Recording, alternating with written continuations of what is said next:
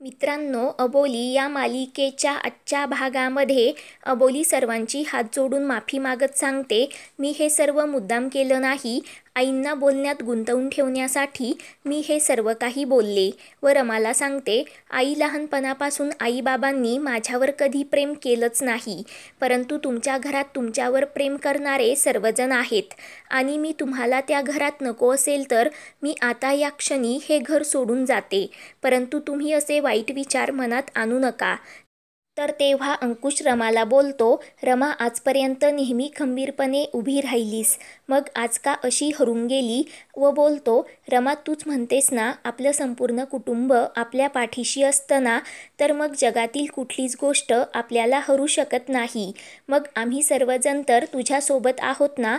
त्यानंतर अंकुश रमाला म्हणतो, रमा, घरी सर्वजण तुझी वाट पाहत आहे, आपण घरी जाऊयात. तेव्हा ते सर्वजण घरी जाण्यासाठी निघतात. तेव्हा अंकुश रमाला गाडीत बसवतो, तर नीताही रमासोबत गाडीत बसते. त्यानंतर ते सर्वजण तिथून निघून जातात. अबोली मात्र तिथे एकटीच उभी असते. तेव्हा अबोलीला खूप वाईट वाटत असतं. तेवढ्यात अंकुश तिथे येतो. तर अबोली आश्चर्याने अंकुशला विचारते, सर, तुम्ही इथे? तेव्हा अंकुश अबोलीची माफी मागत बोलतो, अबोली, या सर्व गडबडीत मी तुला विसरलोच होतो. तेव्हा अबोली खूपच खुश होते. तर अंकुश बोलतो, अबोली, चल लवकर घरी, कारण आई तुझी वाट बघत आहे. तेव्हा अबोली अंकुशसोबत जाण्यासाठी निघते. तर तेवढ्यात ती खाली कोसळणार. तर अंकुश अबोलीला सावरतो. तर दोघेही एकमेकांकडे खूप प्रेमाने पाहतात. त्यानंतर अंकुश अबोली तिथून निघतात. तर इकडे घरी आल्यानंतर अबोली देवाचे आभार मानत असते. तर तेवढ्यात अंकुश तिथे येतो व तोही देवाचे दर्शन घेतो. तेव्हा अंकुश अबोलीला बोलतो, अबोली, आज तुझ्यामुळे मोठा अनर्थ टळला, म्हणून मी तुझे आभार मानण्यासाठी इथे आलो आहे. तेव्हा अबोली म्हणते, सर, आभार का मानता? मी तर माझं कर्तव्यच निभावलं. तेव्हा अंकुश अबोलीकडे पाहतच राहतो. तर अबोली अंकुशला विचारते, सर, असं का बघताय? तर तेव्हा अंकुश बोलतो, अबोली, तू मगाशी जेव्हा आईसोबत बोलत होती ना, तेव्हा न अडखळता बोलली, मग आता का अडखळते? तेव्हा अबोली म्हणते, सर, मी अशीच बोलते. तर अंकुश बोलतो, अबोली, तू कोर्टातही न अडखळताच बोलली. व विचारतो, अबोली, तू अशी कधीपासून बोलतेस? तेव्हा अबोली सांगते, सर, मी लहानपणापासून असंच बोलते. तेव्हा अंकुश अबोलीला सांगतो, अबोली, तू जेव्हा कॉन्फिडंट असते तेव्हा तुझा आत्मविश्वास दांडगा असतो, तेव्हा तू तुझ्याही नकळत न अडखळता बोलतेस. तर अबोली म्हणते, सर, मला कळतच नाही मी अडखळत बोलते की नाही, कारण मला आता त्याची सवय होऊन गेली आहे. तेव्हा अंकुश सांगतो, अबोली, एक दिवस असा येईल की तू न अडखळता बोलायला लागशील, याची मला मनापासून खात्री आहे, असं सांगतो. व पुन्हा अबोलीचे आभार मानतो व तिथून लगेच निघून जातो. तर अबोली खूपच खुश होते. तर इकडे रागू अंकुशकडे येते व बोलते, दादा, तू झोपायला चल. तेव्हा अंकुश, रमा झोपली का म्हणून रागूला विचारतो. तेव्हा रागू, हो, आत्ताच झोपली, असं सांगते. तर अंकुश रागूलाही झोपायला सांगतो.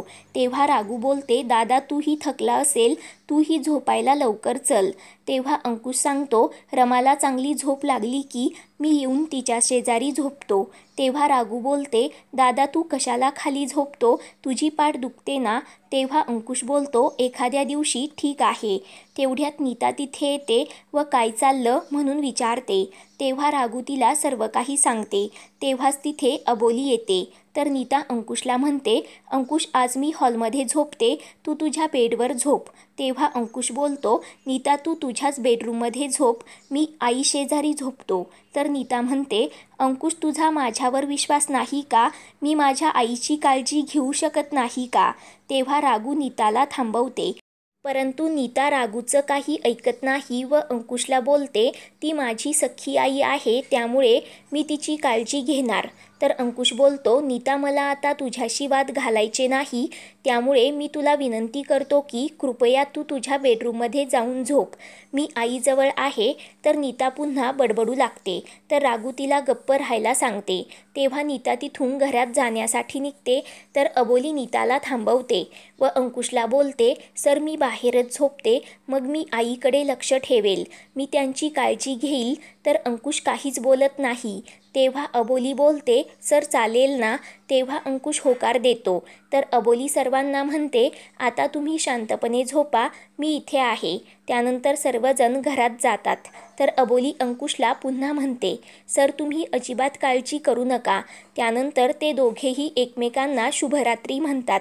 तर अंकुश दरवाजा लावतो. तर इकडे अबोली तिचं अंथरूण दरवाजासमोर घेते व तिथेच झोपते. तर दुसरीकडे नीता रडत असते. तेव्हा शरद तिला काय झालं म्हणून विचारतो. तर तेव्हा नीता बाहेर घडलेला सर्व काही प्रसंग शरदला सांगते. तेव्हा शरद नीताला बोलतो, अबोलीने त्या अंकुशवर काय जादू केली कुणास ठाऊक, परंतु ती आपल्या घशात माशाच्या काट्यासारखी अडकून बसली.